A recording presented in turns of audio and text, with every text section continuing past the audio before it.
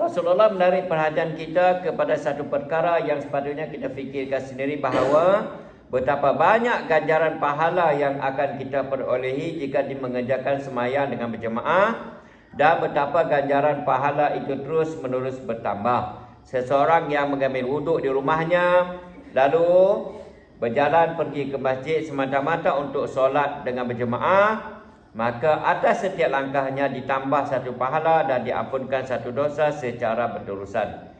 Bani Salimah ada satu kabilah di Madinah Al-Munawwarah yang tempat tinggal mereka agak jauh daripada masjid Nabi. Mereka berhasrat untuk berpindah berdekatan dengan Nabi. Namun Nabi telah menasihatkan mereka supaya tetap tinggal di situ kerana setiap langkah mereka berjalan sehingga sampai ke masjid akan ditulis ganjaran pahala. Terdapat sebuah hadis yang menyatakan bahawa seseorang yang berwuduk di rumahnya kemudian keluar untuk menunaikan solat ada seumpama seseorang yang memakai ihram di rumahnya lalu pergi untuk menunaikan haji. Seterusnya Rasulullah menarik perhatian kita kepada satu kelebihan lagi, iaitu setelah selesai solat, selama mana seseorang itu terus duduk di tempat solatnya, terus duduk di tempat solatnya, Allah tidak bila, maka selama itulah para malaikat akan memohon keampunan dan rahmat untuknya. Para malaikat adalah makhluk yang tidak berdosa dan makbul di sisi Allah, maka kesan keberkatan doa mereka adalah jelas sekali. Hadrat Muhammad bin Sama'ah adalah seorang alim yang terkenal.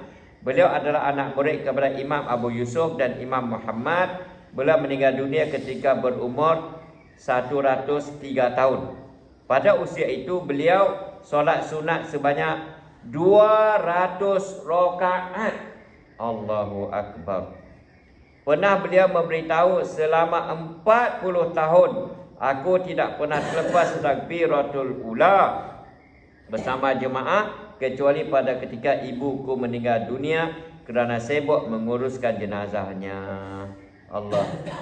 Pada umur 100 tahun tu beliau solat sunat sebanyak 200 rakaat satu malam. Allahu Akbar. Allahu Akbar.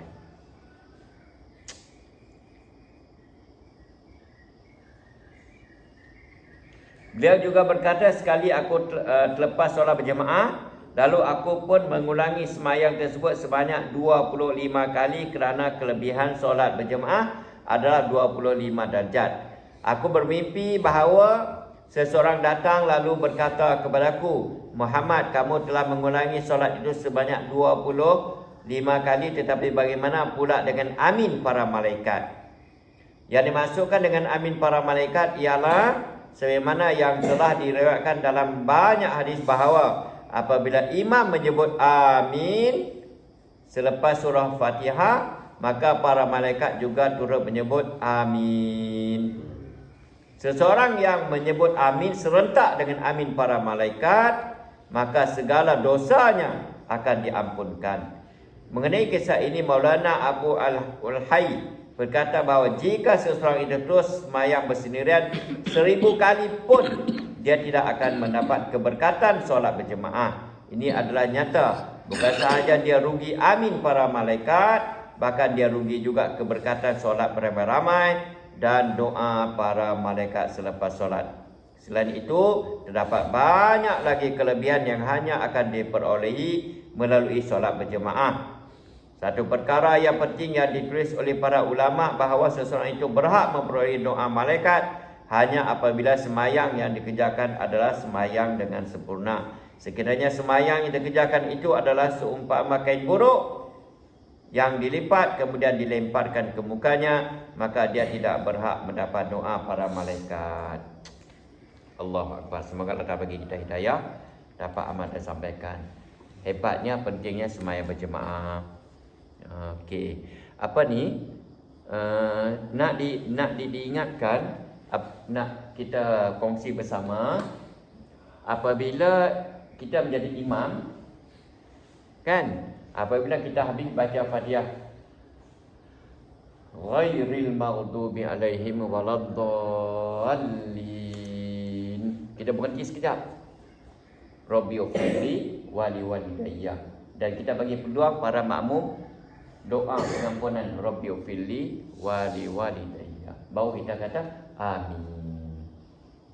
Wal maghdubi alaihim waladdallin. Rabbi ufilli wa liwalidayya. Amin.